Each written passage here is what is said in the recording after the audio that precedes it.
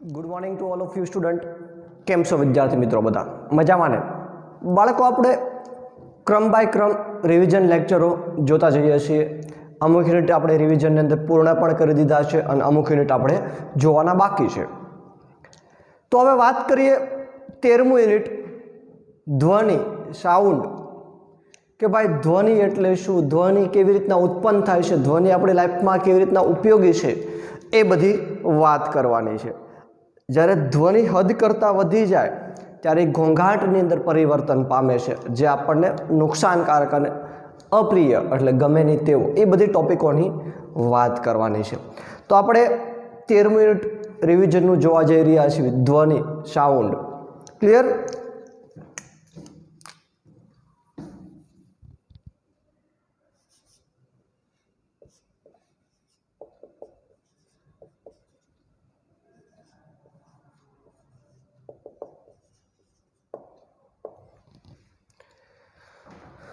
તેરમું unit ધ્વનિ. એમાં પ્રસ્તાવના જોઈએ.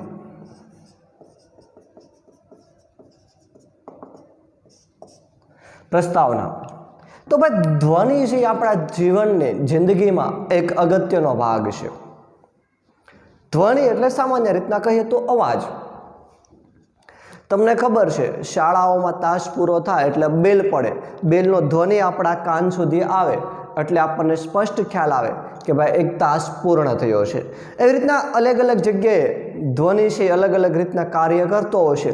આપણે જે બોલીએ છીએ એમાં પણ ધ્વનિ કેવી રીતના ઉત્પન્ન થાય છે એની પણ આપણે આગળ વાત જોવાની છે. તો ધ્વનિ આપણી જિંદગીનો એક અગત્યનો ભાગ ગણવામાં આવે છે. ક્લિયર? તો દિવસ દરમિયાન આપણે અલગ અલગ પ્રકારના ધ્વનિઓ સાંભળીએ છીએ. એમાં કોઈ વસ્તુના ધ્વનિ હોય, પશુ પંખીઓના ધ્વનિ હોય, ધ્વનિ એટલે કે અવાજ હોય, કે બીજા કોઈ પદાર્થના ધ્વનિ હોય. આપણે સવારથી સાંજ સુધીની અંદર અલગ અલગ પ્રકારના ધ્વનિઓ સાંભળીએ છીએ. ક્લિયર? ધ્વનિની મદદથી આપણે એકબીજા સાથે વાતચીત કરી શકીએ. તમે મારો અવાજ સાંભળી શકો, હું તમારો અવાજ સાંભળી શકું. ધ્વનિ એટલે અવાજ સામાન્ય રીતના. તો એ કેવી રીતના પ્રસરણ પામે છે, કેવી રીતના ઉદ્ભવે છે, તેનું શું મહત્વ છે, એ બધી જ વસ્તુ આપણે આ યુનિટની અંદર વિગતવાર વાત કરવાની છે. તો એમાં પહેલો મુદ્દો આવે છે, કંપન કરતા પદાર્થો છે ધ્વનિ ઉત્પન્ન કરે છે. પહેલો મુદ્દો આવે, કંપન કરતા પદાર્થો ધ્વનિ ઉત્પન્ન કરે છે. કંપન કરતા પદાર્થો છે ધ્વનિ ઉત્પન્ન કરે છે. કંપન એટલે ધ્રુજારી, વાઇબ્રેશન, કે કોઈ પદાર્થ કંપન ઉત્પન્ન કરે એટલે ધ્વનિ ઉત્પન્ન કરતો હોય છે. જો કોઈ પદાર્થ કંપન કરે ત્યારે ધ્વનિ ઉત્પન્ન થાય. શું? પદાર્થ કંપન કરે ત્યારે ધ્વનિ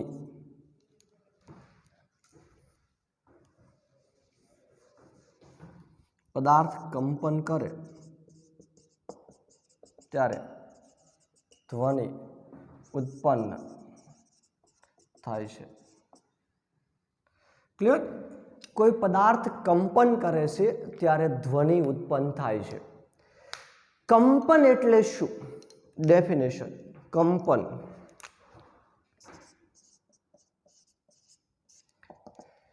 એક સ્થાન કે બીજા આગળ પાછળ થતી પદાર્થની ગતિને કંપન કહે છે. કંપનની ડેફિનેશન. તો કંપનની ડેફિનેશન જોવામાં આવે તો એક સ્થાનેથી બીજા કે આગળ પાછળ થતી પદાર્થની ગતિને કંપન તરીકે ઓળખવામાં આવે છે. ક્લિયર? Repeat again definition. બાય કંપન એટલે શું? તો કોઈ પદાર્થ છે, માની લો આ કોઈ પદાર્થ છે, એક સ્થાનેથી બીજા, કે ભાઈ માની લો આનું સ્થાન છે, આ સ્થાનેથી બીજા કે આગળ પાછળ થતી પદાર્થની ગતિને કંપન તરીકે ઓળખવામાં આવે છે. ક્લિયર? તમને ખબર છે, હા, કોઈ ડીશ હોય જમવાની, સ્ટીલની ડીશ આવે ને, એ ડીશ આપણા હાથમાંથી પડી જાય એટલે કંપન અનુભવે છે, અને ના અનુભવે તો તમે ઘરે આ પ્રેક્ટિકલ કરી જુઓ. તો ડીશને હાથમાંથી મૂકી દેવાની છે એટલે નીચે પડશે સપાટી પર, જમીનની સપાટી પર, એટલે કંપન અનુભવશે અને કંપન અનુભવ એટલે એમાંથી એક પ્રકારનો અવાજ છે ઉત્પન્ન થતો હોય છે. હવે જેવી કંપન અનુભવથી બંધ થઈ જાય એટલે ડીશમાંથી આવતો અવાજ છે બંધ થઈ જાય. એ તમે અનુભવ્યું છે કે હાથમાંથી કોઈ વાસણ છે પડી ગયું અને જમીન સાથે અથડાયું લાદીની સપાટી સાથે, તો એ થોડો ટાઈમ પૂરતો એમાંથી અવાજ ઉત્પન્ન થશે, પરંતુ જેવું એનું કંપન સ્થિર થઈ જશે, કંપન બંધ થઈ જશે એટલે એમાંથી અવાજ આવતો બંધ થઈ જશે. તો એક તો સાબિત થઈ ગયું કે ભાઈ જ્યાં સુધી પદાર્થ કંપન કરે છે ત્યાં સુધી એમાંથી ધ્વનિ ઉત્પન્ન થાય છે. જેવું કંપન કરતું પદાર્થ બંધ થાય એટલે ધ્વનિ એમાંથી આવતો બંધ થઈ જાય. તો ક્લિયર? તો કંપનની ડેફિનેશન ખબર પડી ગઈ. હવે કંપનનો જે કંપ વિસ્તાર છે એ ઘણો નાનો હોય છે. કંપ વિસ્તાર કોને કહેવાય? તો જેટલા વિસ્તારમાં કંપન થાય છે, માની લો આ કોઈ પદાર્થ છે એને હાથમાંથી મૂકી દેવામાં આવ્યો છે, તો એ આગળ પાછળ એટલા વિસ્તારની અંદર શું કરે છે? કંપન કરે છે. તો આટલો જે એનો વિસ્તાર થયો, આટલો વિસ્તાર એનો કંપ વિસ્તાર થાય. કે જેટલા વિસ્તારની અંદર કંપન થઈ રહ્યું છે એ વિસ્તારને એનો કંપ વિસ્તાર તરીકે ઓળખવામાં આવે છે. ક્લિયર? તો મોટા ભાગના કિસ્સાઓમાં કંપનનો જે કંપ વિસ્તાર છે નાનો હોય એટલે સહેલાઈથી દૃશ્યમાન થતું નથી. અમુકમાં આ સહેલાઈથી દૃશ્યમાન એટલે દેખાય છે. જેમાં કંપ વિસ્તાર મોટો હોય એમાં આ વસ્તુના કંપનો છે આપણે જોઈ શકીએ છીએ. જેનો કંપ વિસ્તાર નાનો હોય એમાં આપણે આ વસ્તુ છે સ્પષ્ટ જોઈ શકતા નથી. આવા ઘણા ટેક્સ્ટ બુકની અંદર પણ ઉદાહરણો આપ્યા છે કે કોઈ વાસણ હોય એને લટકાડી દેવાનું, સ્ટીલનું વાસણ હોય અને એની સાથે અથડાવવાનું, તેમાંથી થોડો ટાઈમ પૂરતો અવાજ આવશે. પછી બેલ હોય, બેલ તો તમે જોયો છો ને શાળાની અંદર બેલ, એ બેલ કેવી રીતે ધ્વનિ ઉત્પન્ન કરે? તો એકબીજા સાથે અથડાવાથી કંપન ઉત્પન્ન થાય, ને કંપન ઉત્પન્ન થવાના કારણે અવાજ ઉત્પન્ન થતો હોય છે. પછી રબરની સુસ્ત પટ્ટી હોય અને ખેંચી લઈને મૂકી દેવામાં આવે, ધ્રુજારીના કારણે વાઇબ્રેશન થાય, વાઇબ્રેશનના કારણે એમાંથી કંપન થાય ને ધ્વનિ છે ઉત્પન્ન થતો હશે. આવા ઘણા બધા એક્ઝામ્પલો આપણા ટેક્સ્ટ બુકની અંદર આપ્યા છે. પરંતુ સામાન્ય ખાલી વસ્તુ એ યાદ રાખવાની છે કે પદાર્થ જ્યારે કંપન અનુભવતો હોય ત્યાં સુધી તેમાંથી ધ્વનિ ઉત્પન્ન થતો હોય છે, અને કંપન અનુભવતો બંધ થઈ જાય એટલે એમાંથી ધ્વનિ ઉત્પન્ન થતો બંધ થઈ જાય. અને એ ઉદાહરણ તમારે ઘરે છે, એ સ્ટીલની ડીશ લાદી ઉપર પછાડવાની છે, જ્યાં સુધી કંપન અનુભવશે ત્યાં સુધી તમને ધ્વનિ સંભળાશે. જેવો કંપન અનુભવવાનું બંધ થશે એટલે તમને અવાજ આવતો, ધ્વનિ આવતો બંધ થઈ જશે. ક્લિયર? તો કંપન કરતો પદાર્થ છે ધ્વનિ છે ઉત્પન્ન કરતો હોય છે. આપણે એ પણ જોવાનું છે કે આપણા ગળામાંથી કેવી રીતના ધ્વનિ ઉત્પન્ન થાય, તો એમાં પણ કંપન જ થાય છે સ્વરતંતુના સ્વર. બરોબર? સ્વરપેટીમાં જે સ્વરતંતુઓ આવેલા છે એમાંથી હવા બહાર આવે, ફેફસામાંથી હવા બહાર આવતી હોય છે, સ્વરતંતુઓ છે કંપન અનુભવતા હોય છે અને એના કારણે ધ્વનિ ઉત્પન્ન થતો હોય છે. આપણે આગળ જોવાનું છે. તો ક્લિયર? તો મહત્વનો પ્રશ્ન બની રહે ભાઈ સમજાવો કે કંપન કરતો પદાર્થ છે એ ધ્વનિ ઉત્પન્ન કરે છે. તો તમારે સમજાવવાનું રહે, કંપનની ડેફિનેશન આપવાનું રહે, કંપ વિસ્તાર કોને કહેવાય એની વાત. હવે તમને ખબર છે આપણે અમુક સંગીતના યંત્રો જોયા હશે, તો સંગીતના યંત્રોમાં પણ શું થાય છે? એની જે સપાટીઓ છે એ બધા કંપન અનુભવે છે અને ધ્વનિ છે ઉત્પન્ન કરતા હોય છે. તબલા હોય તેની ઉપરની જે સપાટી છે, ચામડાની જે સપાટી છે એ કંપન અનુભવે અને ધ્વનિ ઉત્પન્ન થાય છે. વીણા છે, સિતાર છે, એમાં તાર હોય છે, તારને કંપન થવાના કારણે, તારનું કંપન થવાના કારણે એમાંથી ધ્વનિ ઉત્પન્ન થતો હોય છે. ક્લિયર? તો આવા ઘણા સંગીતના યંત્રો છે કે જેમાં કંપન થવાના કારણે ધ્વનિ છે ઉત્પન્ન. બીજી એક ડેફિનેશન કંપ વિસ્તાર. કંપ વિસ્તાર. કંપ વિસ્તાર કોઈ પણ દોલનના, કંપનના વિસ્તારને, કોઈ પણ પદાર્થ હોય એ દોલન કરતું હોય, ઉપર નીચે અથવા તો આગળ પાછળ દોલન કરતું હોય, એના દોલનનો જે વિસ્તાર છે તેને કંપ વિસ્તાર તરીકે ઓળખવામાં આવે છે. માની લો આ કોઈ લોલક છે, આ કોઈ લોલક છે, એ એટલેથી લઈ અને એટલા સુધીમાં દોલન કરે છે, તો એટલો ભાગ છે એનો શું થાય? કંપ વિસ્તાર થાય. વાત સમજાણી? કોઈ પણ દોલનના કંપનના વિસ્તારને તેનો કંપ વિસ્તાર કહેવામાં આવે છે. કોઈ પણ પદાર્થના દોલનના કંપન થતો જે ભાગ છે અથવા તો કંપનનો જે વિસ્તાર છે તેને કંપ વિસ્તાર તરીકે ઓળખવામાં આવે. ક્લિયર થઈ? કંપ વિસ્તારની વ્યાખ્યા કોઈ પણ દોલનના કંપનના વિસ્તારને તેનો કંપ વિસ્તાર કહે છે, આ ડેફિનેશન કંપ વિસ્તારની. હવે નેક્સ્ટ ટોપિક આવે છે મનુષ્ય દ્વારા ઉત્પન્ન થતો ધ્વનિ. શું? મનુષ્ય દ્વારા ઉત્પન્ન થતો ધ્વનિ.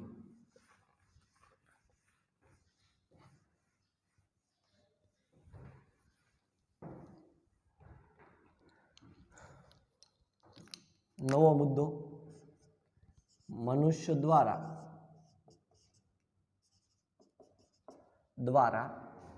ઉત્પન્ન થતો ધ્વનિ. કે ભાઈ મનુષ્ય દ્વારા કેવી રીતના ધ્વનિ ઉત્પન્ન થાય છે એની વાત. તો તમને ખબર છે મનુષ્ય છે અલગ અલગ પ્રકારના અવાજો એટલે કે ધ્વનિ છે ઉત્પન્ન કરી શકે છે. અલગ અલગ પ્રકારના એટલે મોટેથી પણ બોલી શકે, ધીમે ધીમે બોલી શકે, ગણગણાટ, જેમ મધમાખી કેમ એની પાંખો ફફડાવતી હોય અને જે અવાજ આવતો હોય એ રીતના ગણગણાટ પણ કરી શકે છે. તો મનુષ્યમાં ધ્વનિ ક્યાંથી ઉત્પન્ન થાય? તો મનુષ્યમાં ધ્વનિ છે ક્યાંથી ઉત્પન્ન થાય છે? ગળામાંથી. મનુષ્યમાં ધ્વનિ છે ગળામાંથી ઉત્પન્ન થાય છે. શ્વાસ નળીના ઉપરના છેડે એક સ્વર પેટી આવેલી હોય છે અથવા તો કંઠસ્થાન. શું? સ્વર પેટી કે કંઠસ્થાન. શ્વાસ નળીના ઉપરના છેડે એક સ્વર પેટી આવેલી હોય છે અથવા તો કંઠસ્થાન. તમે જોઈ શકો છો આ જે ઉપસેલો ભાગ છે ટેકરી જેવો, જેને સ્વર પેટી તરીકે ઓળખવામાં આવે છે. ગળામાં ઉપસેલો ભાગ છે જેને સ્વર પેટી તરીકે ઓળખવામાં આવે છે અથવા તો કંઠસ્થાન તરીકે ઓળખવામાં આવે છે. ક્લિયર? આ સ્વર પેટી કે કંઠસ્થાન આપણે કંઈક પદાર્થને ખોરાક તરીકે અંદર શરીરમાં નાખીએ છીએ ત્યારે એ હલનચલન પામતું હોય છે. એ આપણે જોઈ ગયા કે ભાઈ સ્ત્રીઓમાં સ્વર પેટી નાની હોય અને પુરુષોમાં સ્વર પેટી 10મા યુનિટમાં અંદર આપણે જોઈ ગયા. તો ટૂંકમાં સ્વર પેટીમાંથી આ ધ્વનિ છે ઉત્પન્ન થતો. ભાઈ સ્વર પેટીમાંથી કેવી રીતના ધ્વનિ ઉત્પન્ન થાય એની જો વાત કરવામાં આવે તો સ્વર પેટીની અંદર બે સ્વર તંતુઓ આવેલા હોય છે. આ સ્વર તંતુઓ છે શું કરે છે? સ્વર તંતુઓ આવેલા હોય છે. આ કંઠસ્થાન કે સ્વર પેટીને એકબીજાથી ખેંચી રાખે છે અને વચ્ચે એકદમ પાતળી તિરાડ જેવી જગ્યા રાખે છે. ફેફસામાંથી જ્યારે હવા બહાર આવતી હોય ત્યારે આ સ્વરતંતુ, હવાના કારણે સ્વરતંતુમાં વાઇબ્રેશન ઉત્પન્ન થાય, ધ્રુજારી ઉત્પન્ન થાય અને જેના કારણે છે ધ્વનિ છે ઉત્પન્ન થતો હોય છે. રિપીટ અગેન, બે સ્વરતંતુઓ આવેલા હોય છે ક્યાં? કંઠસ્થાન અથવા તો સ્વર પેટીની અંદર. એ સ્વર પેટી કે કંઠસ્થાનથી એકબીજાથી ખેંચાયેલા હોય છે. હવે શું થશે? ફેફસામાંથી જ્યારે હવા બહાર આવશે ત્યારે આ જે સ્વર તંતુ છે એની જે વચ્ચે થોડીક તિરાડ જેટલી જગ્યા હોય છે એમાંથી જ્યારે હવા બહાર આવે ત્યારે આ સ્વર તંતુઓ કંપન અનુભવશે અને કંપન થવાના કારણે ધ્વનિ છે ઉત્પન્ન થતો હોય છે. ક્લિયર? હવે પુરુષ, સ્ત્રી અને બાળકોમાં ત્રણેયમાં જુદી જુદી ગુણવત્તાવાળો ધ્વનિ હોય છે. તો સ્વર તંતુઓ ઢીલા અને જાડા, પાતળા, ચુસ્ત અને પાતળા એવી જેમ અલગ અલગ રીતે જોડાયેલા હોય તો અલગ અલગ પ્રકારના અવાજની ગુણવત્તા છે ઉત્પન્ન થતી હોય. ક્લિયર? તો સામાન્ય રીતના પુરુષના સ્વરતંતુની લંબાઈ, પુરુષના સ્વરતંતુની લંબાઈ 20 mm, સ્ત્રીમાં 5 mm ટૂંકી હોય અને બાળકોમાં એકદમ નાની લંબાઈ હોય સ્વરતંતુની. આથી બાળકો, સ્ત્રી અને પુરુષોમાં અવાજની ગુણવત્તા જુદી જુદી હોય છે. ક્લિયર થઈ વાત? મહત્વનો પ્રશ્ન બની રહે કે મનુષ્યમાં ધ્વનિ કેવી રીતના ઉત્પન્ન થાય અથવા તો પુરુષ, સ્ત્રી અને બાળકોના અવાજ શા માટે જુદા જુદા હોય? તો બાળકો, પુરુષ અને સ્ત્રીના અવાજ એટલા માટે જુદા જુદા હોય કે સ્વરતંતુઓ સુસ્ત રીતના જાડા કે પાતળા અલગ અલગ રીતે જોડાયેલા હોય છે. પુરુષોમાં સ્વરતંતુની લંબાઈ 20 mm હોય છે, સ્ત્રીમાં 5 mm જેટલી ટૂંકી હોય છે અને બાળકોમાં નાની સ્વરતંતુની લંબાઈ હોય છે. આથી પુરુષ, સ્ત્રી અને બાળકોમાં અવાજ છે, ધ્વનિ છે જુદા જુદા પ્રકારનો હોય છે. તો ક્લિયર? મનુષ્યમાં કેવી રીતના ધ્વનિ ઉત્પન્ન થાય છે? તો એમાં ધ્વનિ ઉત્પન્ન કરવાનું કાર્ય સ્વર પેટી કરતી હોય છે અથવા તો કંઠસ્થાન. કંઠસ્થાન કહો કે સ્વર પેટી કહો, બંને એક સમાનાર્થી વર્ડ છે. ક્લિયર બાળકો? નેક્સ્ટ ટોપિક ઉપર જઈએ તો ધ્વનિના પ્રસરણ માટે માધ્યમની જરૂર પડે છે. નેક્સ્ટ ટોપિક આવે છે ધ્વનિ છે એના પ્રસરણ એટલે વહન માટે માધ્યમની જરૂર પડે છે. ટોપિક ધ્વનિના પ્રસરણ માટે માધ્યમ જરૂરી છે. ધ્વનિના પ્રસરણ માટે માધ્યમ જરૂરી છે. હવે તમે મેદાનની અંદર રમી રહ્યા હો અને તમે તમારો ફ્રેન્ડ દૂર હોય એને અવાજ આપો તો એ સાંભળે છે અને તમારી નજીક આવે છે. ક્લિયર? તો એનો મતલબ એવો થયો કે ભાઈ તમારા ફ્રેન્ડે તમારો અવાજ સાંભળ્યો અને તમે એને બોલાવ્યો એટલે તમારી નજીક આવ્યો. તો ધ્વનિ છે એટલે અવાજ, ધ્વનિ કહીએ એને પ્રસરણ એટલે વહન પામવા માટે માધ્યમની જરૂર પડતી હોય છે. કોઈને કોઈ માધ્યમની મદદથી ધ્વનિ છે પ્રસરણ પામતો હોય. માધ્યમ ઘન હોય, પ્રવાહી હોય કે વાયુ હોય.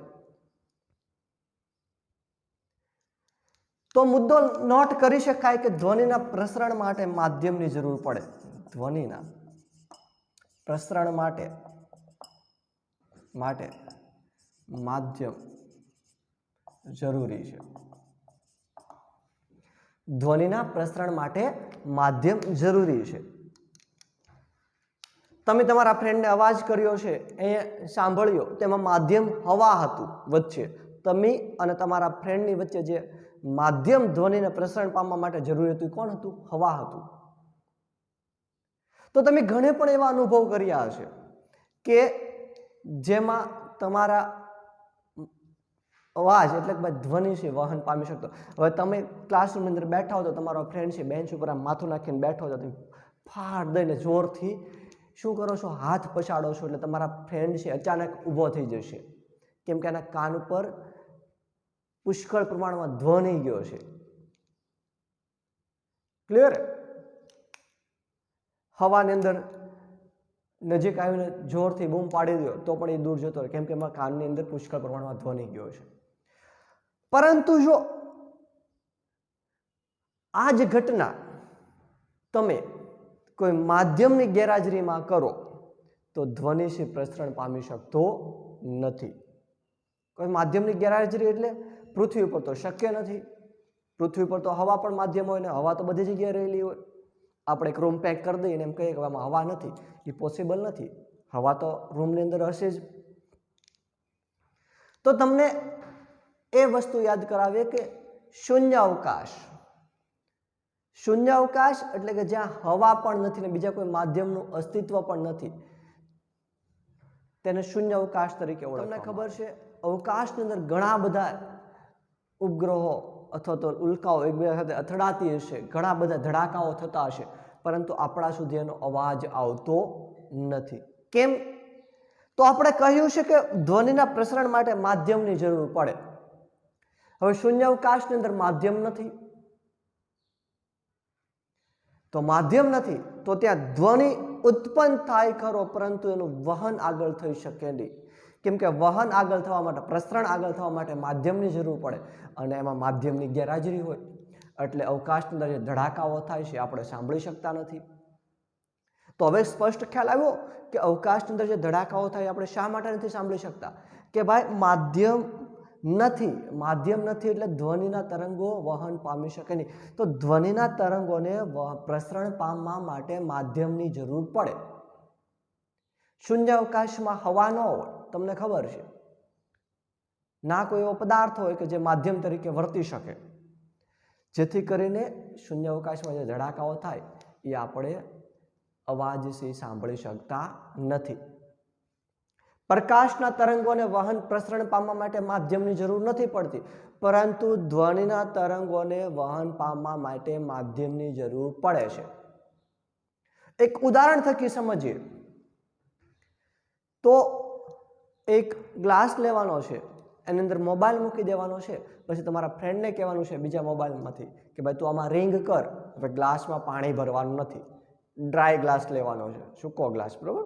હવે તમારા ફ્રેન્ડને કહેવામાં રિંગ કર એટલે રિંગ આવશે ગ્લાસની અંદર જે મોબાઈલ મૂક્યો છે તેમાં. હવે તમારે શું કરવાનું, બંને હાથને સરખી રીતના પેક કરી અને અંદરની હવા છે બધી શોષી લેવાની છે.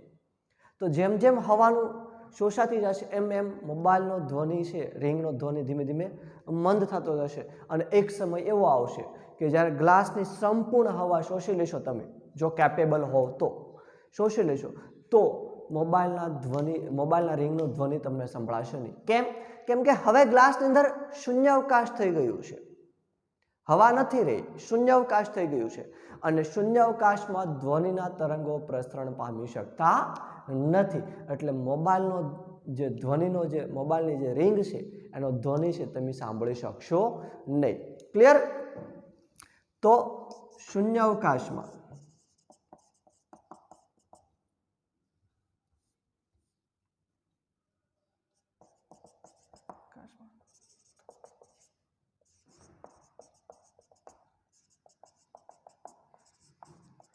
શૂન્ય અવકાશમાં ધ્વનિ છે પ્રસરણ પામતો નથી. ઘન હોય પદાર્થ, પ્રવાહી પદાર્થ હોય કે વાયુ પદાર્થ હોય તેમાં ધ્વનિ છે પ્રસરણ પામી શકે, પરંતુ શૂન્ય અવકાશમાં ધ્વનિ છે પ્રસરણ પામી શકતો નથી. ક્લિયર? તો મહત્વના પ્રશ્ન, નીચેનામાંથી કયા પદાર્થની અંદર અથવા તો કેવી જગ્યાએ ધ્વનિ છે પ્રસરણ પામે નહીં? એ વાયુ પદાર્થ, બી ઘન પદાર્થ, સી પ્રવાહી પદાર્થ અને ડી શૂન્ય અવકાશ. તો શું આવે? શૂન્ય અવકાશમાં ધ્વનિનું તરંગ છે પ્રસરણ પામતું નથી. બાકી ઘન, પ્રવાહી અને વાયુમાં ધ્વનિનું તરંગ છે પ્રસરણ પામી શકે છે. ક્લિયર? આપણા ટેક્સ્ટ બુકની અંદર અલગ અલગ એક્ટિવિટી આપી છે, પ્રવૃત્તિઓ આપી છે, મોબાઈલની ગ્લાસની આપી છે, ત્યારબાદ એક પટ્ટીની આપી છે કે ભાઈ એક કાને રાખવાની, બીજો એક છેડેથી બીજો ટક અવાજ કરતી તમારા બીજા વ્યક્તિના કાન સુધી સંભળાય છે. એટલે ભાઈ ઘન માધ્યમમાં પણ એવું સાબિત થાય કે ઘન માધ્યમમાં પણ ધ્વનિના તરંગો છે પ્રસરણ પામતા હોય છે. પછી એક બાટલી લીધી, એમાં પાણી ભર્યું, પછી એમાં નાની એવી એક ટકોરી કે જેને શું કહેવાય કે નાની બેલ હોય એને વગાડવાની છે, તો પણ તમે એમાં અવાજ સાંભળી શકો છો. પછી હવાની મદદથી એક રમકડાનો ફોન બનાવે છે અને એની એક કાનેથી અને એક ફ્રેન્ડ બીજા કાને રાખે તો પણ એમાં ધ્વનિ વહન પામતો છે. ટૂંકમાં કહેવાનો મતલબ ખાલી એટલો છે કે ધ્વનિ છે ઘન, પ્રવાહી અને વાયુમાં પ્રસરણ પામી શકે. ભલે એની માત્રા અલગ અલગ હોય, કોઈ માધ્યમમાં ઝડપથી વહન પામતું હોય, કોઈ માધ્યમમાં ધીમું વહન પામતું, એ વાત અલગ છે. પરંતુ ઘન, પ્રવાહી કે વાયુ પદાર્થની અંદર ધ્વનિ છે પ્રસરણ પામી શકે છે. શૂન્ય અવકાશમાં ધ્વનિ છે પ્રસરણ પામતો નથી. કે ભાઈ કોઈ ધ્વનિના તરંગોને પ્રસરણ પામવા માટે માધ્યમની જરૂર પડે છે. એ માધ્યમ પછી ભલે ઘન હોય, પ્રવાહી હોય કે વાયુ હોય. નેક્સ્ટ ટોપિક ઉપર જઈએ. આપણે આપણા કાન વડે ધ્વનિ સાંભળીએ છીએ. કાન વડે સાંભળીએ ને કોઈ પણ વસ્તુ, કે આંખો વડે કે નાક વડે નહીં, આપણે કોઈ પણ ધ્વનિ છે આપણા કાન વડે સાંભળીએ છીએ. તો નેક્સ્ટ ટોપિક આવે છે, આપણે આપણા કાન વડે ધ્વનિ સાંભળીએ છીએ. આપણે આપણા કાન વડે ધ્વનિ સાંભળીએ છીએ. ભાઈ આપણે આપણા જ કાન વડે ધ્વનિ સાંભળતા હોય કે બીજાના કાનની મદદથી આપણે કઈ ધ્વનિ ના સાંભળી શકીએ. ક્લિયર? અને ધ્વનિ સાંભળવાનું કામ કાન કરે છે, જોવાનું કામ આંખ કરે છે, સૂંઘવાનું કામ નાક કરે છે. તો દરેક અંગના અલગ અલગ કાર્યો હોય. તો કાનનું કામ છે સાંભળવાનું. તો કાનનો આકાર કેવો છે? બહારથી ગળણી જેવો છે. ગળણી તો જોઈશ ને, ગોળાકાર, કે ટૂંકમાં ગળણી આકારનો છે. હવે ગળણી ના જોયો હોય તો કાંઈ ના થઈ શકે તમારા લોકોને. મમ્મીને કહેવાનું ગળણી બતાવો. તો બહારથી આપણા કાનનો આકાર છે ગળણી જેવો હોય છે. હવે શું થશે? કોઈ ધ્વનિ છે એ આપણા કાન સુધી પહોંચે એટલે એમાં કેનાલ આવેલી હોય. કાનની અંદર શું આવેલી હોય છે? કેનાલ, કર્ણનાળ, કે જ્યાંથી ધ્વનિ અંદર પ્રવેશ કરતો હોય. આ કર્ણ કેનાલ મારફતે ધ્વનિના તરંગો છે એ ક્યાં જશે? કર્ણપટલ સુધી જશે. કર્ણપટલ એટલે કાનનો પડદો.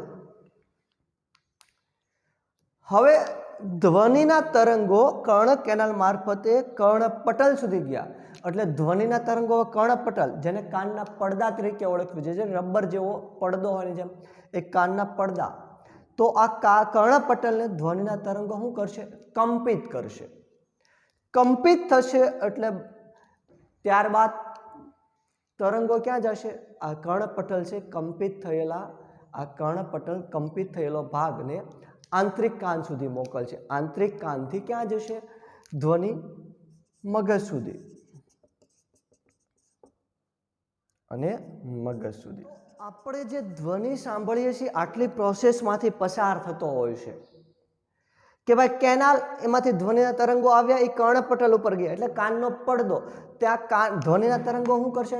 આ કાનના પડદાને કંપિત કરશે. આ કંપનો છે એ કર્ણપટલ છે આંતરિક કાન સુધી પહોંચાડે છે અને આંતરિક કાન એ કંપનોને મગજ સુધી પહોંચાડે છે અને આવી રીતના છે આપણે ધ્વનિ સાંભળતા હોઈએ છીએ. ક્લિયર? તો બે માર્કનો મહત્વનો પ્રશ્ન બની રહે કે ભાઈ આપણે કાન વડે કેવી રીતના સાંભળીએ છીએ સમજાવો. તો એમાં લખવાનું કે આપણા કાનનો આકાર બહારથી ગરણી આકારનો હોય છે. ધ્વનિના તરંગો કાન સુધી પહોંચે ત્યાંથી કર્ણ કેનાલ મારફતે કાનના પડદા સુધી જાય, ત્યાં ધ્વનિના તરંગોના લીધે કાનનો પડદો છે કંપન અનુભવે છે. આ કંપન છે એ કાનનો પડદો અથવા તો કર્ણપટલ આંતરિક કાન સુધી પહોંચાડે છે. આંતરિક કાન તેને મગજ સુધી પહોંચાડે છે અને આવી રીતના ધ્વનિ છે આપણે સાંભળી શકતા હોઈએ છીએ અને ઓળખી શકીએ છીએ. ક્લિયર? કેમ કે બાકીનું સ્ટોરેજમાં એની અંદર હોય. પછી તો આગળ તમારે હથોડી, એરડ ને પેગેડું એવા અંદર હાડકા, 3 હાડકાઓ આવેલા હોય કાનની અંદર, એ બધું અલગ અલગ પછી તો આગળના ધોરણમાં તમારે જોવાનું આવશે.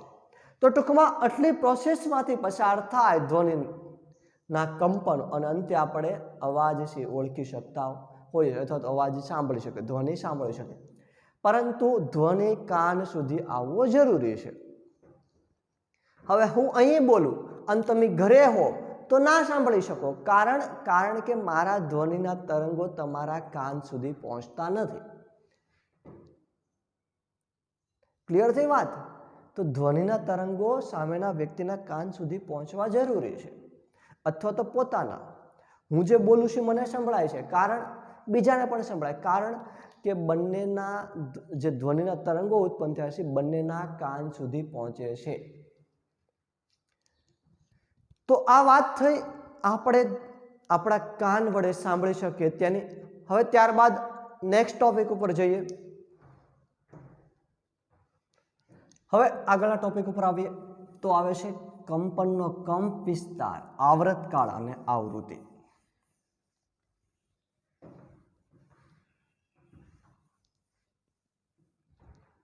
નેક્સ્ટ ટોપિક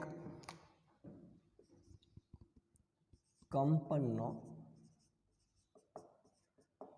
કંપ વિસ્તાર, આવર્તકાળ અને આવૃત્તિ.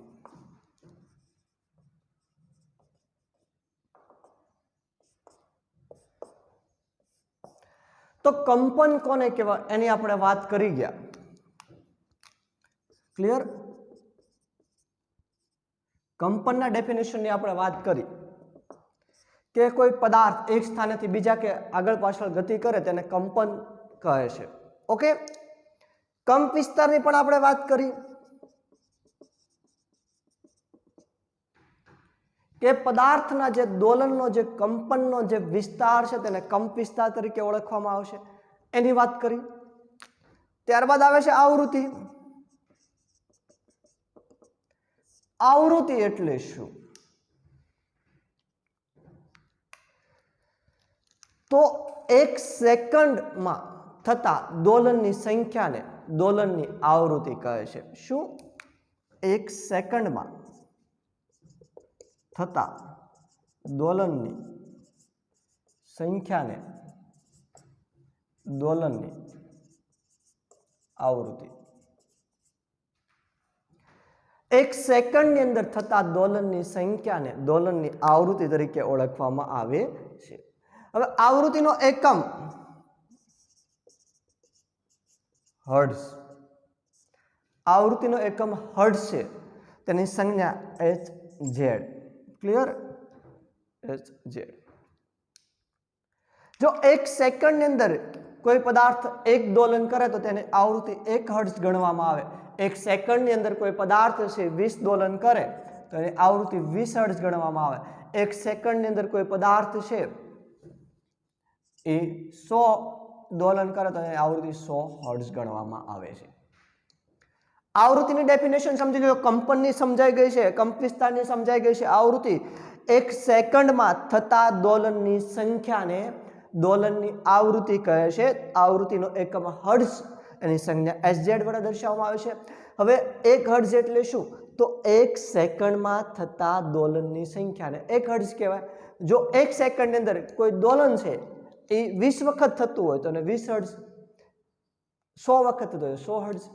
ટૂંકમાં એક સેકન્ડમાં જેટલા દોલન થાય ને એટલી તે પદાર્થની આવૃત્તિ ગણવામાં આવે છે. ક્લિયર? ભૂલ ના પડે.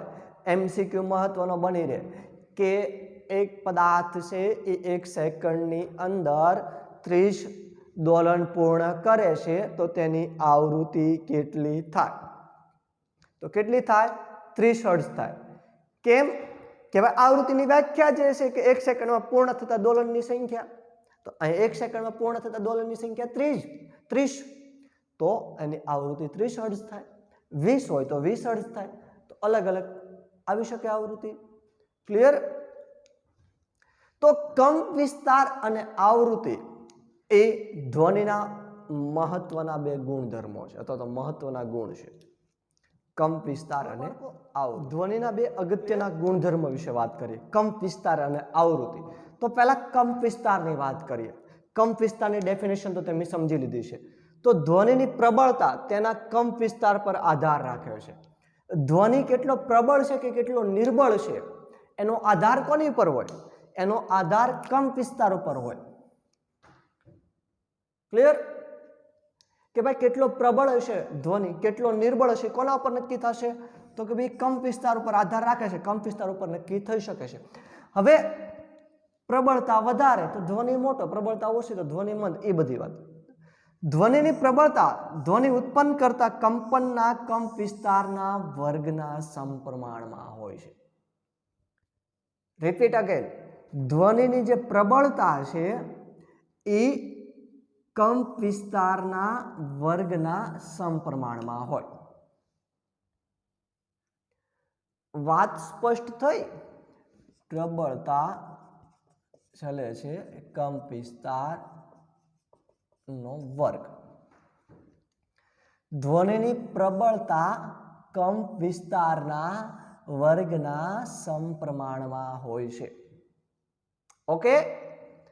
હવે જો કંપ વિસ્તાર બમણો તો પ્રબળતા 4 ગણી. હવે કંપ વિસ્તારને બમણો કરો વર્ગ તો પ્રબળતા 4 ગણી થઈ ગઈ. યસ યા નો? સેન્ટેન્સ જે સમજવાનું છે તે કે ભાઈ કંપ ધ્વનિની પ્રબળતા તેના કંપ વિસ્તારો પર આધાર રાખે. ક્લિયર? પ્રબળતા ધ્વનિ ઉત્પન્ન કરતા કંપ વિસ્તારના વર્ગના સમપ્રમાણમાં હોય. એટલે આ રીતના પ્રબળતા ચલે છે કંપ વિસ્તારનો વર્ગ. હવે કંપ વિસ્તાર બમણો કરવામાં આવે તો પ્રબળતા 4 ગણી થાય. 4 ગણો કરવામાં આવે તો પ્રબળતા 100 ગણી થાય. ક્લિયર? 10 ગણો કંપ વિસ્તાર કરવામાં આવે તો પ્રબળતા 100 ગણી થઈ જાય. કેમ? તો ભાઈ વર્ગના સમપ્રમાણમાં છે પ્રબળતા, એટલા માટે. જો કંપ વિસ્તાર બમણો તો પ્રબળતા 4 ગણી. જો કંપ વિસ્તાર વધારે હોય તો ધ્વનિ વધારે મોટો હોય. કંપ વિસ્તાર મોટો તો ધ્વનિ મોટો, કંપ વિસ્તાર નાનો તો ધ્વનિ મંદ. ક્લિયર? એટલે કંપ વિસ્તાર જેમ મોટો એમ પ્રબળતા વધારે હોય એટલે ધ્વનિ મોટો હોય, અને કંપ વિસ્તાર જેમ નાનો એમ પ્રબળતા ઓછી તો ધ્વનિ મંદ. હવે પ્રબળતાની વાત કરવામાં આવે તો પ્રબળતાનો એકમ ડેસિબલ છે. શું છે? એકમ ડેસિબલ. પ્રબળતાનો એકમ ડેસિબલ છે અને ડીબી વડે દર્શાવવામાં આવે છે. સમજાણી વાત? એક માર્કનો મહત્વનો પ્રશ્ન, પ્રબળતાનો એકમ જણાવો, તો પ્રબળતાનો એકમ ડેસિબલ છે, તેને ડીબી વડે દર્શાવવામાં આવે છે. 80 થી વધારે ડેસિબલ વાળો ધ્વનિ મનુષ્ય માટે હાનિકારક સાબિત થાય છે અથવા તો કષ્ટદાયક હોય છે. 80 થી વધારે એ કષ્ટદાયક હોય છે. 80 થી ઓછી પ્રબળતા વાળો જે ડેસિબલ વાળો એકમ છે એ મનુષ્ય માટે સહનદાયક હોય. 80 થી વધારે પછી સહનદાયક ન હોય, બધી પીડાદાયક થઈ જાય. ક્લિયર? આ વાત થઈ કંપ વિસ્તારની. હવે આવૃત્તિની વાત આવે. આવૃત્તિમાં તમને ખબર છે એકમ હર્ટ્ઝ એઝેડ વડે આવૃત્તિ કોને કહેવાય? તો ધ્વનિનું તીણાપણું તેની આવૃત્તિ નક્કી કરે છે. ધ્વનિનું જે તીણાપણું છે એની આવૃત્તિ નક્કી કરતો. જો કંપનની આવૃત્તિ વધુ તો અવાજ તીણો અને પીચ વધારે. જો કંપનની આવૃત્તિ ઓછી તો ઓછો તીણો અવાજ અને પીચ ઓછી. ક્લિયર? ફરી વખત, કંપનની આવૃત્તિ વધુ તો અવાજ તીણો વધુ હોય અને પીચ પણ વધારે હોય. જો કંપનની આવૃત્તિ ઓછી હોય તો એનું તીણાપણું ઓછું હોય અને પીચ પણ ઓછી હોય. ક્લિયર? તો આ વાત થઈ અગત્યના બે ગુણધર્મોની ધ્વનિના, કંપ વિસ્તાર અને આવૃત્તિની. તો વાત કરીએ તો સિસોટી તમે જોઈ છે, એની આવૃત્તિ વધારે હોય એટલે વધારે પીચ વાળો ધ્વનિ ઉત્પન્ન થશે. સિંહની ગર્જના એમાં આવૃત્તિ ઓછી હોય એટલે ઓછી પીચ વાળો ધ્વનિ ઉત્પન્ન થશે. ક્લિયર? તો નેક્સ્ટ ટોપિક શ્રાવ્ય અને અશ્રાવ્ય ધ્વનિની વાત. શ્રાવ્ય ધ્વનિ અને અશ્રાવ્ય ધ્વનિ. હવે શ્રાવ્ય અને અશ્રાવ્ય ધ્વનિ એટલે શું? તો ભાઈ સાંભળી શકાય તેવો ધ્વનિ અને સાંભળી ના શકાય તેવો ધ્વનિ. તો આપણે એક તો ખ્યાલ સ્પષ્ટ થઈ ગયો, કંપન કરતા પદાર્થોની મદદથી ધ્વનિ ઉત્પન્ન કરી શકાય. હવે વાત કરવામાં આવે મનુષ્યની, તો ભાઈ મનુષ્ય કેટલાથી કેટલાની રેન્જ સુધીની આવૃત્તિ વાળો ધ્વનિ સાંભળી શકે? તો 20 હર્ટ્ઝથી ઓછી આવૃત્તિ, 20 હર્ટ્ઝથી ઓછી આવૃત્તિ વાળો ધ્વનિ મનુષ્ય સાંભળી શકતો નથી. 20 હર્ટ્ઝ એટલે 20 આવૃત્તિ થતી હોય પ્રતિ સેકન્ડ. 20 થી ઓછી આવૃત્તિ વાળો જે ધ્વનિ છે એ મનુષ્ય સાંભળી શકતો નથી, એટલે એને કેવો કહેવાય? અશ્રાવ્ય ધ્વનિ કહેવાય. ઓકે. ત્યારબાદ 20,000 હર્ટ્ઝથી વધુ આવૃત્તિ વાળો ધ્વનિ મનુષ્ય સાંભળી શકતો નથી. તો 20,000 હર્ટ્ઝથી વધુ આવૃત્તિ વાળો ધ્વનિ પણ મનુષ્ય સાંભળી શકતો નથી, તો તેને પણ અશ્રાવ્ય ધ્વનિ કહેવાય. શ્રાવ્ય ધ્વનિ એટલે જેને સાંભળી શકાય સ્પષ્ટ. અશ્રાવ્ય ધ્વનિ એટલે જેને સાંભળી નથી શકાતો તેવો. તો 20,000 હર્ટ્ઝથી વધારે આવૃત્તિમાં ઘોંઘાટ જ આવે, તમે સાંભળી શકો નહીં. તો 20,000 હર્ટ્ઝથી વધારે આવૃત્તિ વાળો અને 20 હર્ટ્ઝથી ઓછી આવૃત્તિ વાળો ધ્વનિ છે મનુષ્ય સાંભળી શકતો નથી. તો આ બંને કેવા આવે? અશ્રાવ્ય ધ્વનિમાં આવે. યસ યા નો? તો મનુષ્યના રેન્જ સાંભળવાની મર્યાદા કેટલી છે? તો મનુષ્યના સાંભળવાની મર્યાદા 20 થી 20,000 હર્ટ્ઝ સુધીની.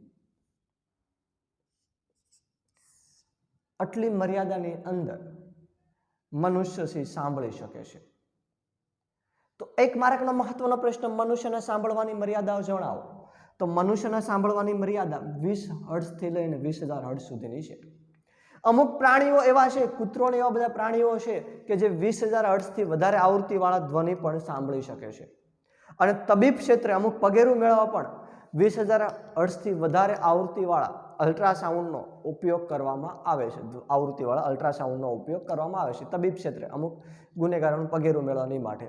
પરંતુ વાત કરવામાં ખાલી નોર્મલી મનુષ્યની, તો 20 હર્ટ્ઝથી લઈ અને 20,000 હર્ટ્ઝ સુધીની મર્યાદાની અંદર મનુષ્ય સાંભળી શકે. જો 20 હર્ટ્ઝથી નીચે જાય તો પણ ના સાંભળી શકે, 20,000 હર્ટ્ઝથી ઉપર જાય તો પણ મનુષ્ય છે સાંભળી શકતો નથી. આ બંને અશ્રાવ્ય ધ્વનિની અંદર આવે. ક્લિયર? તો આ વાત થઈ શ્રાવ્ય અને અશ્રાવ્ય ધ્વનિની. હવે આવે છે ઘોંઘાટ અને સંગીત. ઘોંઘાટ કોને કહેવાય અને સંગીત કોને કહેવાય એની વાત.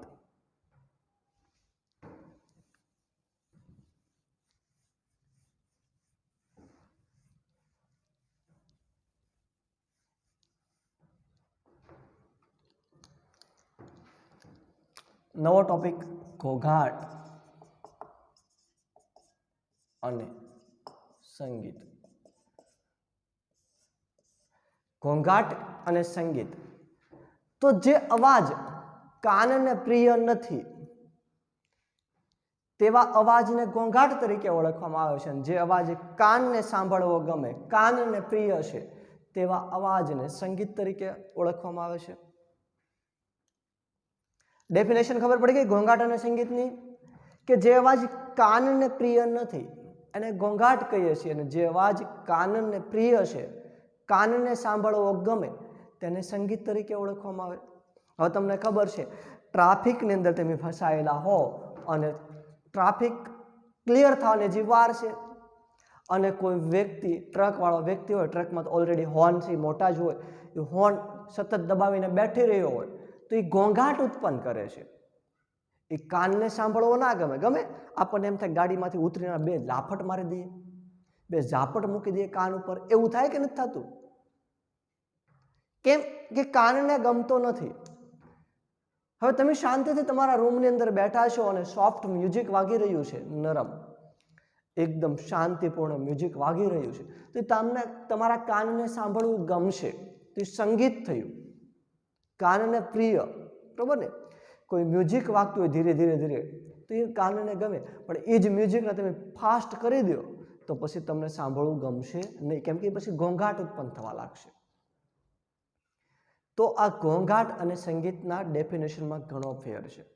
એકમાં કાનને ગમે છે, બીજામાં કાનને ગમતું નથી. હવે આ ઘોંઘાટના લીધે ઘણા પ્રકારના રોગો પણ થાય છે. માનસિક રીતે પણ માનવી પીડાતો હોય મનુષ્ય. કેવા આવે છે? ધ્વનિ પ્રદૂષણના લીધે ઉત્પન્ન થતા હોય તેના લીધે. તો હવે વાત આવે છે નેક્સ્ટ ટોપિકની, ધ્વનિ પ્રદૂષણ.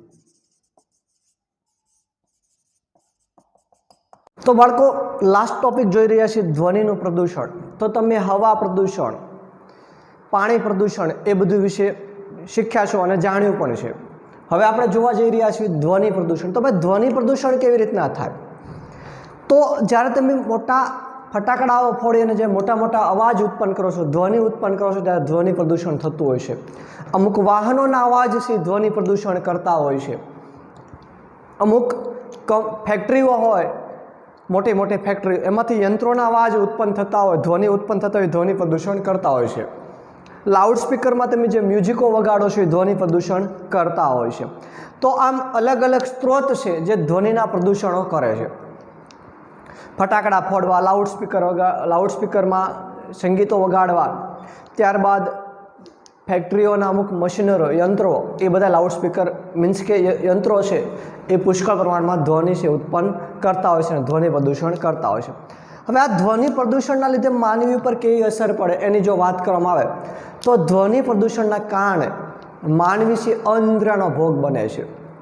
હવે તમારા ઘરની નજીક મોટા અવાજે ડીજે વાગી રહ્યું હોય અને તમને કોઈ એમ કે તમારે સૂઈ જવાનું છે, તો શું તમે સૂઈ શકો ખરા? ના સૂઈ શકો, કારણ કે ડીજેનો અવાજ જ એટલો બધો આવી રહ્યો છે કે તમને સૂવા દે એમ નથી, એટલે તમને ડિસ્ટર્બ કરે છે. આમ અનિદ્રાનો ભોગ બને છે. હાઇપર ટેન્શન, ચિંતા, ટેન્શન, આ બધા રોગોનો ભોગ બનવું પડતું હોય છે. ઘણી વખત તો કોઈ રિફાઇનરીઓ હોય કે કોઈ ફેક્ટરીઓ હોય, એમાં કામ કરતા મજૂરો છે એ સતત આ ઘોંઘાટ, ધ્વનિ પ્રદૂષણમાં રહેવાના કારણે એ હંમેશને માટે પોતાની સાંભળવાની ક્ષમતા છે ગુમાવી દેતા હોય છે. વાત સમજાણી? કે સતત એવા ઘોંઘાટવાળા વિસ્તારમાં કામ કરવાનું થાય એટલે એના કાનના પડદાને નુકસાન થતું હોય છે, કર્ણપટલને. અને એક સમય એવો આવે છે કે કર્ણપટલને એ હદે નુકસાન થઈ ગયું હોય કે પછી કાને છે પોતાની સાંભળવાની ક્ષમતા છે ગુમાવી દીધી હોય છે. તો આ બધા રોગોનો ભોગ બનવું પડતું છે। ધ્વનિ પ્રદૂષણ પણ ઘણી બધી રીતે હાનિકારક છે। ક્લિયર। હવે ધ્વનિ પ્રદૂષણને નિયંત્રણમાં લાવવાની જો વાત કરવામાં આવે તો આ લાઉડ સ્પીકર છે એને ઓછા અવાજે સાંભળવા જોઈએ। મશીનરો કોઈ ફેક્ટરીઓ હોય, કારખાના, એમાં જે યંત્રો હોય, યંત્રોને સમયાંતરે સતત શું કરતા રહેવું જોઈએ? એની સાર સંભાળ લેવી જોઈએ કે જેથી કરીને વધારાનું પ્રદૂષણ ઉત્પન્ન ના થાય। એવું લાગે તો એવા ઊંઝણનો ઉપયોગ કરો કે જેથી કરીને યંત્રોના બે ભાગ ઘસાઈને જે ધ્વનિ પ્રદૂષણ થઈ રહ્યું છે એ ઓછું થાય। ત્યારબાદ વાહનો છે એના ખોટા હોર્ન વગાડવા જોઈએ નહીં। ખબર છે કે ભાઈ ટ્રાફિક સિગ્નલની અંદર તમે ટ્રાફિકની અંદર ફસાઈ ગયા છો, હવે ટ્રાફિક ક્લિયર ના થાય ત્યાં સુધી આપણને રસ્તો મળે એમ નથી, તો એ જગ્યા પર તમારે હોર્ન વગાડવાનો કોઈ મતલબ ના રહે। તમે શું હોર્ન વગાડશો તો ટ્રાફિક ક્લિયર થઈ જશે? ખરું નહીં થાય। તો આપણને ખ્યાલ છે કે ભાઈ હોર્ન વગાડવા છતાં પણ ટ્રાફિક ક્લિયર નથી થવાનું, તો એવી જગ્યાએ ખોટી રીતના ધ્વનિ પ્રદૂષણ કરવું જોઈએ નહીં। રસ્તાઓ પર વૃક્ષો વાવવા જોઈએ કે જેથી કરીને ધ્વનિ પ્રદૂષણ દૂર સુધી ફેલાય નહીં। ક્લિયર। તો આવા બધા ઘણા બધા સ્ત્રોત છે કે જે ધ્વનિ પ્રદૂષણને નિયંત્રણમાં લાવે। તો બાળકો આ સાથે જ આપણું અહીંયા 13મું યુનિટ ધ્વનિ એક લેક્ચરની અંદર આપણે રિવિઝનમાં અગત્યના મુદ્દાઓ જોઈ અને પૂર્ણ કર્યું। આજે જે આપણે લેક્ચરોમાં મુદ્દાઓ જોઈએ એની જો વાત કરવામાં આવે તો પહેલો મુદ્દો પ્રસ્તાવના જોઈ, ત્યારબાદ સેકન્ડ મુદ્દો જોયો કંપન કરતા પદાર્થો છે ધ્વનિ ઉત્પન્ન કરે છે। એમાં આપણે કંપન એટલે લઈશું કે પદાર્થ એક સ્થાનેથી બીજા કે આગળ પાછળ થતી પદાર્થની ગતિને કંપન કહે છે। જે દોલનનો જે કંપનનો જે વિસ્તાર છે એને કંપ વિસ્તાર કહે છે, એની વાત કરી। ભાઈ ટૂંકમાં સમજ્યા હતા કે કંપન કરતો પદાર્થ છે કંપન કરતો પદાર્થ છે ધ્વનિ ઉત્પન્ન કરે તે। ત્યારબાદ આપણે સેકન્ડ મુદ્દો જોયો, થર્ડ મુદ્દો કે મનુષ્યમાં ધ્વનિ કેવી રીતના ઉત્પન્ન થાય। તો મનુષ્યમાં ધ્વનિ સ્વર પેટીની અંદર જે સ્વર તંતુઓ આવેલા છે, સ્વર તંતુઓ એની વચ્ચે પાતળી તિરાડો હોય છે, ફેફસામાંથી હવા અંદર બહાર થાય ત્યારે એના કંપનના કારણે, સ્વરતંતુના કંપનના કારણે ધ્વનિ ઉત્પન્ન થતી હોય છે। સ્વર પેટીને કંઠસ્થાન કહેવાય, એ બધી માહિતીઓ પ્રાપ્ત કરી હતી। ત્યારબાદ જોયું હતું ધ્વનિના પ્રસરણ માટે માધ્યમની જરૂર પડે, તેમાં ઘન પ્રવાહીને વાયુમાં ધ્વનિના તરંગો છે પ્રસરણ પામી શકે છે, શૂન્યાવકાશમાં ધ્વનિના તરંગો પ્રસરણ પામી શકતા નથી, એની વાત કરી। ત્યારબાદ આપણે આપણા કાન વડે સાંભળીએ છીએ એ જોયું। તો આપણા કાનનો બહારનો આકાર ગણી આકારનો હોય છે।